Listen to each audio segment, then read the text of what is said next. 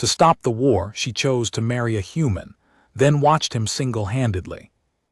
The shuttle hit Atmo at the wrong angle, and nobody corrected it. Commander Lyra Voss of the Elorian Star Fleet sat in the back of the human shuttle with her wrists zip-tied to the armrest and a bruise forming under her left eye, watching the pilot, a young human male with short brown hair and grease on his knuckles, wrestle the controls like the ship was a living thing trying to throw him off. Warning lights flashed across the cockpit panel in 3 different colors. The shuttle groaned. The nose dipped. Then he pulled back hard, said something under his breath that she did not quite catch, and the whole craft leveled out with a shudder that rattled her teeth. She had been captured 47 minutes ago. It was supposed to be a diplomatic transfer. She was supposed to walk aboard the human vessel, shake a hand or two, and be processed like cargo. The Elorian High Council had arranged every detail. She was to be given to the humans as a symbol, a general's daughter, a decorated officer, handed over to seal a ceasefire that neither side fully believed in yet. The war had been grinding on for 6 years. Both fleets were bleeding. And so the council had made their calculation. Send someone important enough to show good faith, but disposable enough that it would not break them if things went wrong. That was her, disposable and important at once. But the transfer had gone wrong before she even stepped off her own ship. A faction within the human fleet, the ones who did not want peace, the ones who had too much invested in the war continuing, had moved early. They intercepted the shuttle, overpowered the escort, and now she was here, in the back of a rattling hull, watching the pilot fight gravity with bare hands and a vocabulary she was still learning. His name, she would later find out, was Caleb Hart. He did not know she was watching him. He was busy. The shuttle cleared the cloud layer and broke into open sky above what she recognized from briefing maps as the Kessler Station territory. A human-controlled moon, gray and cold, with mineral platforms jutting up from the surface like broken teeth. He brought the shuttle down in 3 hard bounces across a flat stretch of rock, and killed the engine before the landing struts had even fully extended. Then he turned around. He was not what she expected. She had read human files. She had seen photographs. But photographs did not capture the way a human looked at you when they were trying to decide something quickly. That particular tightening around the eyes, the stillness that came just before motion. He looked at her, looked at the zip ties, and then looked at the door. "We have about 4 minutes before Draken's people find this shuttle on radar," he said. His Elorian was rough but functional. "I need you to decide right now whether you trust me." She said nothing. "I know you don't," he added. "I wouldn't either. But I'm the one who pulled you out of that escort before they transferred you to the forward ship. You understand what would have happened on the forward ship." She understood. Draken's faction did not want a ceasefire witness. They wanted a body. He did not wait for her answer. He cut the zip ties with a blade he pulled from his boot, caught her wrists gently as blood began to flow properly again, and then stood up and moved toward the door with the casual efficiency of someone who had done dangerous things many times before. "Follow me or don't," he said, "but we leave in 30 seconds. She followed him. That was the beginning of it. That choice, made in 30 seconds on a gray, cold moon, with bruised wrists and no good options. She did not know then that Caleb Hart was not simply a soldier. She did not know what he was capable of. She did not know that in the weeks ahead, the ceasefire would collapse and rebuild itself 3 times, that she would watch him do things that her military training had no proper category for, that the marriage arrangement the council had originally planned, meant to be political theater, would become something that neither of them had signed up for and neither of them could easily explain. She only knew, as she ran after him across the rock-flat landing field while the radar pinged somewhere in the dark behind them, that she had made a choice. She hoped it was not her last one. The Kessler Station safe house smelled like machine oil and something faintly sweet that she could not identify. Caleb called it coffee. She tried it once and did not try it again. He had 3 days of supplies cached under a false floor panel, a comm device with encrypted frequencies she had never seen on any Elorian intelligence manifest, and a working knowledge of every maintenance tunnel in the station's lower ring. He moved through those tunnels like he had built them himself. He knew which lights were on motion sensors. He knew where the patrol routes overlapped and where they did not. He knew the name of the guard who took the long way around the generator block, because his knee was bad, and he timed their movements accordingly. "How do you know all of this?" she asked him on the first night, when they were sitting in the dark waiting for a patrol to pass. "I was stationed here for 8 months 2 years ago," he said quietly. "Before the Draken faction pulled me from active roster, I was starting to ask the wrong questions about supply chain irregularities. They moved me sideways into a desk role, and I requested a transfer instead." He paused. The irregularities were weapons being rerouted to non-sanctioned engagements, the same engagements that killed 4 of your fleet's diplomatic couriers in the 3rd year of the war. She went still. "I know," he said. "The official record says those were combat losses." They were not. She had been told, like everyone else in the Elorian fleet, that the diplomatic couriers had been caught in crossfire. She had believed it because the alternative was too specific a kind of ugly to sit with. She looked at him in the near dark and tried to read his face the way she read Elorian faces, looking for the micro-expressions that signaled deception. Human faces were harder. They moved differently. But she had studied them for months before this mission, and she was fairly good at it now. He did not look like he was lying. "Why are you telling me this?" she said. "Because you're going to have to decide how much to trust me several more times in the next week," he said. "And I'd rather you make those decisions with real information than with nothing." The patrol passed, they moved. Over the next 3 days, while they worked their way toward the station's transit dock, she learned things about him in fragments. He had grown up in a small city in what humans called the Upper Midwest, a region she knew only as a geographic designation on a map. He had 2 younger siblings, both of whom were in non-military careers. He had joined the fleet because his home region had been economically gutted by the early years of the war, and service was one of the few things that paid reliably. He was not especially proud of that reason, but he did not hide it either. He had stopped being motivated by money after his first real deployment and started being motivated by something harder to name, a need to see things done correctly, she thought. A low tolerance for institutional dishonesty. She told him almost nothing about herself in return. She was not ready for that yet.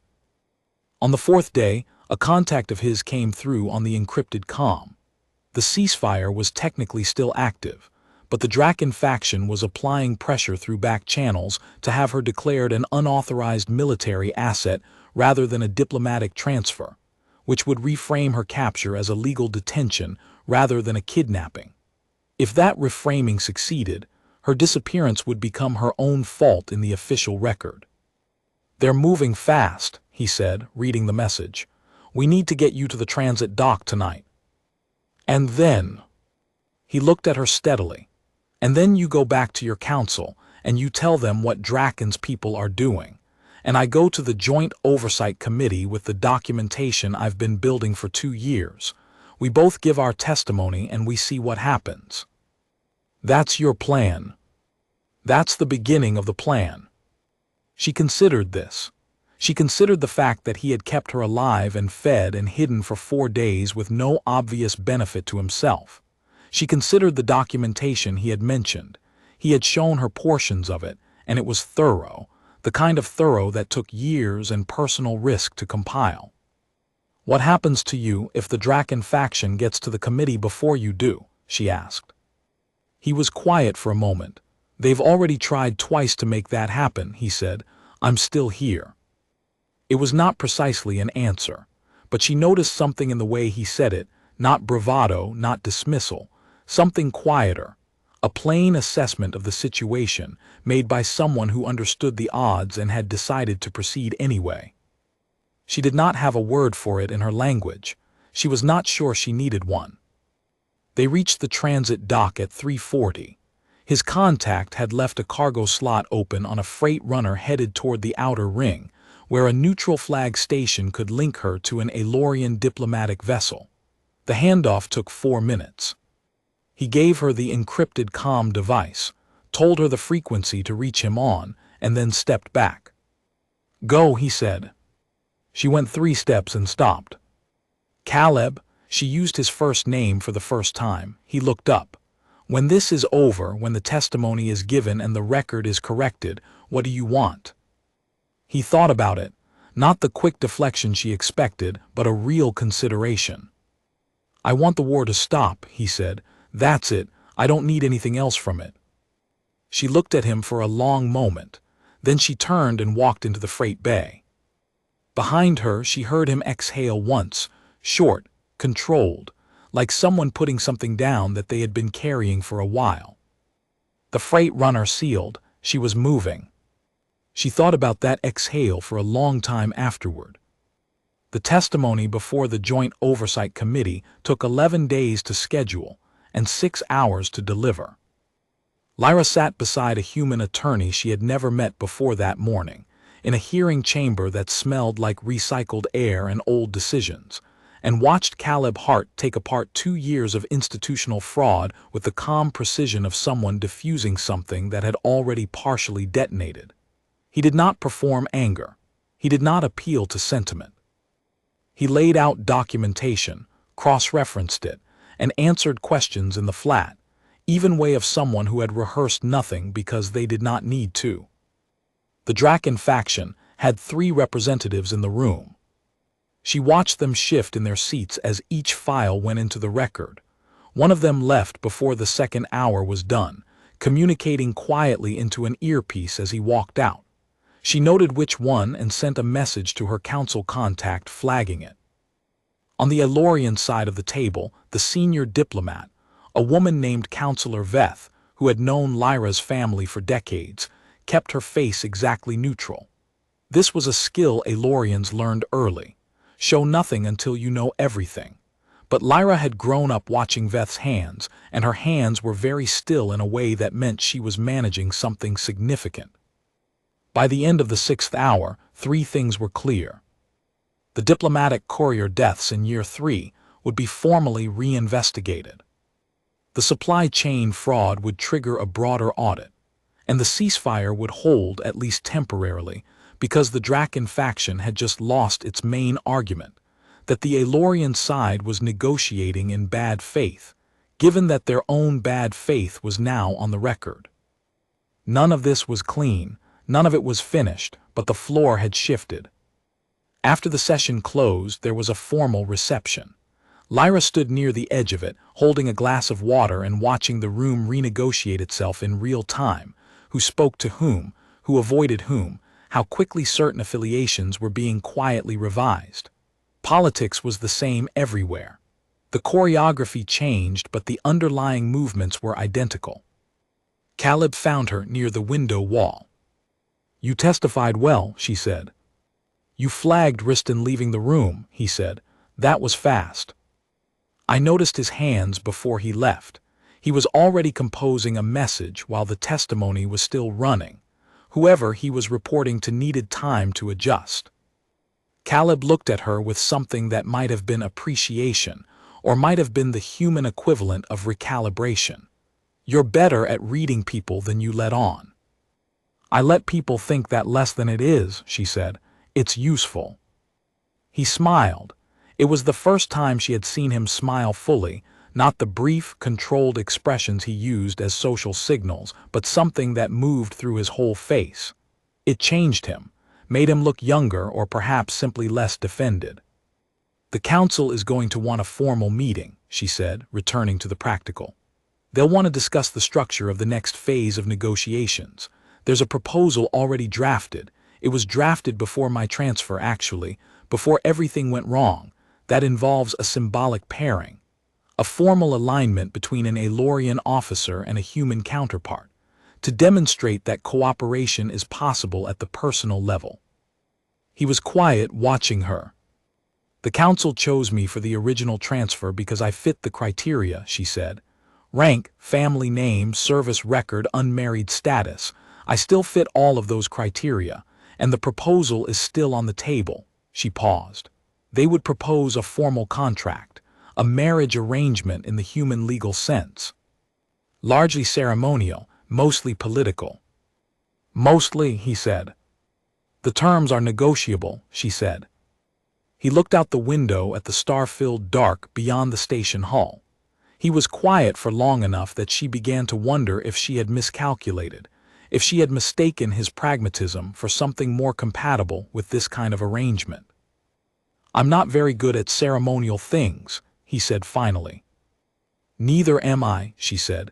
I think that's part of why the council chose me. Ceremonial things tend to fall apart under pressure. They wanted someone who would not.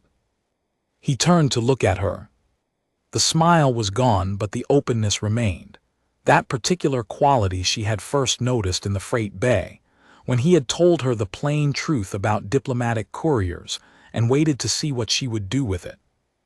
What do you want from it? He asked. Not the council, you. Nobody had asked her that. Not her father when the assignment was given, not Counselor Veth, not the attorney that morning. Nobody had asked what Lyra Voss personally wanted from any of this. She took a moment to answer honestly. I want the war to stop, she said, and I think the arrangement done properly could help with that.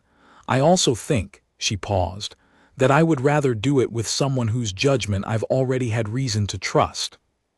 He was quiet for another moment. The documentation I submitted today will protect me from most of what Draken's people can throw at me for the next 6 months, he said. After that, it gets more complicated. The audit will move slowly. There will be pushback, people protecting their positions. I know, she said. If I agree to the arrangement, I'm going to want full information access. No hidden agendas. No council decisions that affect the process without my involvement. I'll push for that, she said. I can't guarantee it. The council doesn't give full information access to anyone. I'll accept partial, with defined limits and the ability to push back on them. That I can guarantee. He looked back at the window. All right, he said. Tell the council yes. She felt something settle, not relief exactly, but a kind of consolidation, like pieces of a structure that had been suspended finally finding their load-bearing positions. There's one more thing, he said. The arrangement, I won't treat it as only ceremonial. That's not something I'm capable of doing. She looked at him for a long moment. Neither am I, she said. I just thought you should know that before you agreed. He nodded. I knew that before you told me. She believed him. The formal ceremony was small by the standards of both their cultures, which suited both of them. 12 people in a neutral flag station chapel that had been used for 17 different ceremonial functions since it was built. Counselor Veth on one side, a human admiral named Grace Holloway on the other, one of the few senior officers who had supported the audit openly and had the political weight to make her support mean something.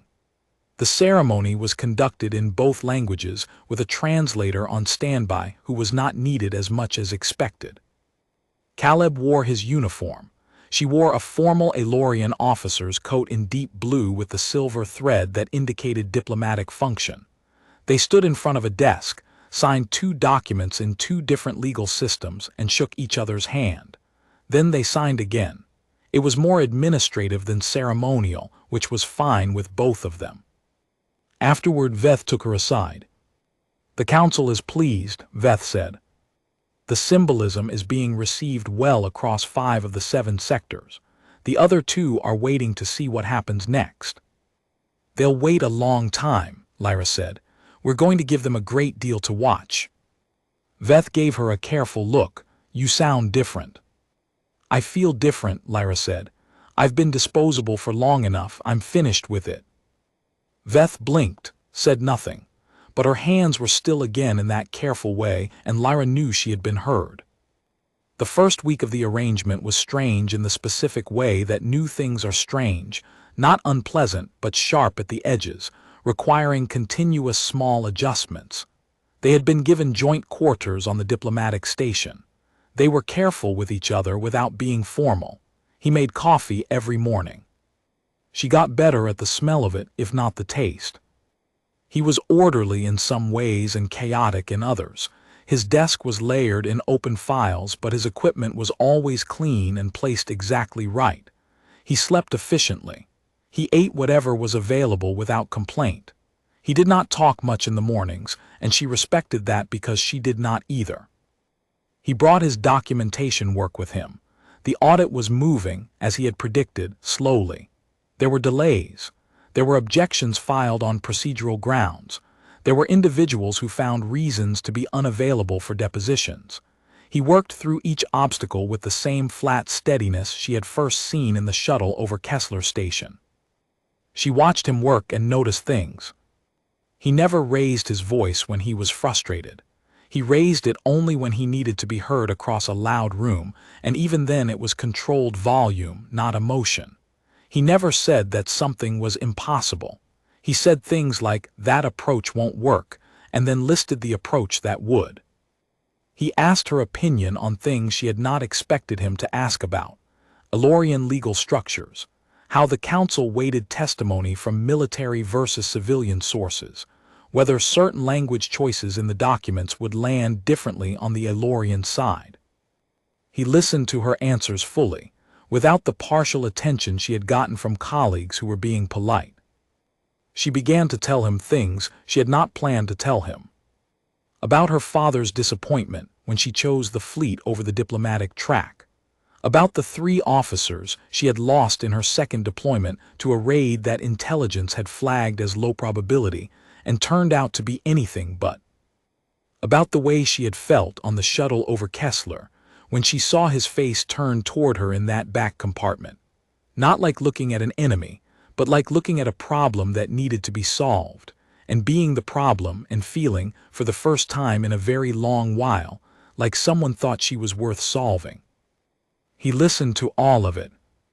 Then, 2 months into the arrangement, the Draken faction made their next move.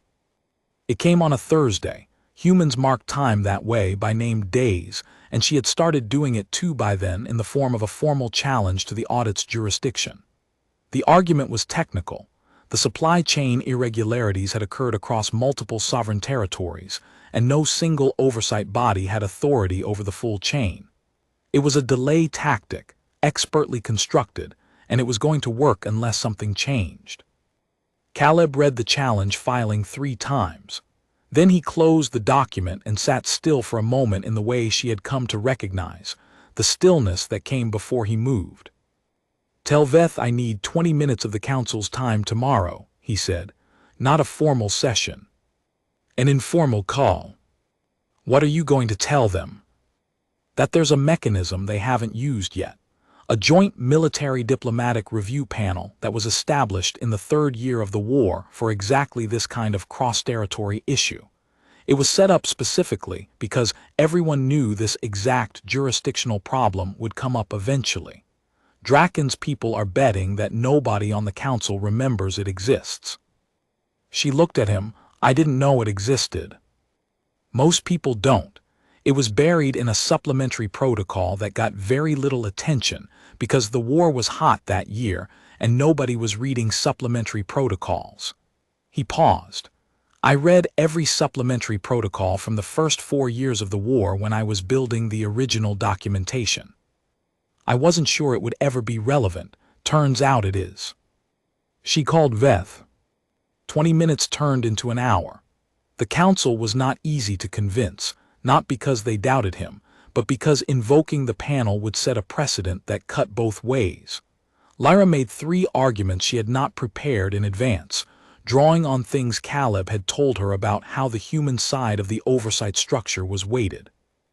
He sat across from her during the call and passed her handwritten notes on physical paper, another thing that surprised her about him, that he still used paper, and she incorporated them into her argument without breaking the thread of her own thinking. When the call ended, the council had agreed. She put the comm down. Caleb said very quietly, "Good." That was all, just good. But she knew what it cost him to have waited, to have given her the arguments instead of making them himself, to have trusted that she would land them correctly with people who would receive them better from her than from him. "You could have made that case yourself," she said. "I could have," he agreed. "But you made it better. You knew where Veth's resistance would soften and you pushed there. I would have pushed on the legal framework instead, and she would have found 3 procedural objections." She looked at him across the desk. There was paper everywhere. The coffee maker was running. The station lights had shifted to evening tone. "We're good at this," she said, "together." "Yes," he said simply. She had stopped waiting for the arrangement to feel temporary. She was not sure when that had happened. Somewhere in the middle of the audit delays and the morning silences and the handwritten notes passed across a cluttered desk. Somewhere between the formal signatures and now. The war was not over, but the floor had shifted again, more substantially this time, and she could feel it. The Draken faction did not collapse all at once. Nothing important ever does. It came apart over the next 8 months the way badly constructed things come apart, under consistent, patient, documented pressure. The Joint Review Panel convened 6 times.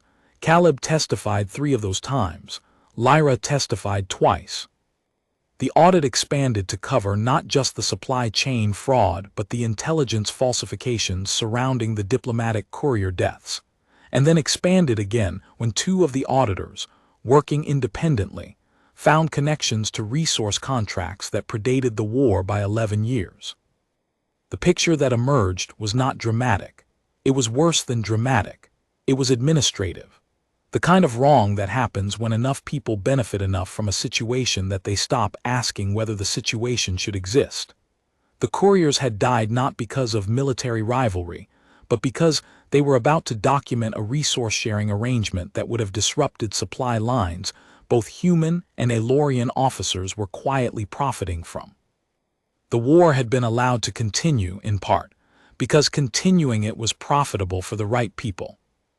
Lyra sat with that knowledge for several days before she could talk about it. Caleb did not push her. He let her be quiet. He kept working. On the 4th day, she came to find him in the small secondary office he used for his personal files, the one with the good window, and said, "My father knew about the courier deaths." He looked up from his work.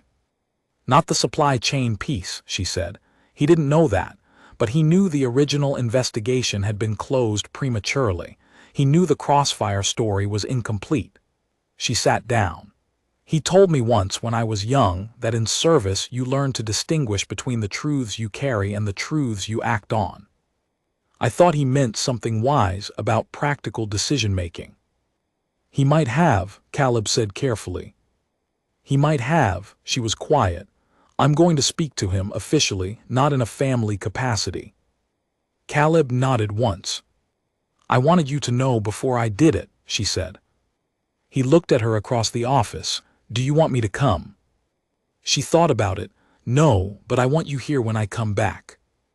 "I'll be here," he said. She believed him, and she was right to. When she came back, 4 hours later, after a conversation with her father that she would not detail to anyone and would carry for a long time, he was there. He made coffee she did not drink. He sat across from her while she was quiet, and then, when she started to talk, not about her father but about the 3rd year of the war, about what it had felt like to be told the couriers died in Crossfire, and to believe it, he listened in the particular way he listened. Completely, without offering solutions, without moving the subject toward resolution before she was ready for resolution. When she finished, he said, "You couldn't have known." "I could have pushed harder on the investigation," she said. "You were a junior officer in year 3, he said. "You were exactly where they needed you to be, capable enough to trust, too junior to question. It's a structural position, not a personal failure." She knew he was right. She also knew that knowing something intellectually and incorporating it into the way you carried yourself were different timescales. "Give it time," he said, reading her. "I hate that phrase," she said. "I know," he said, "it's still true." She almost smiled. "Almost. You are very annoying when you are correct."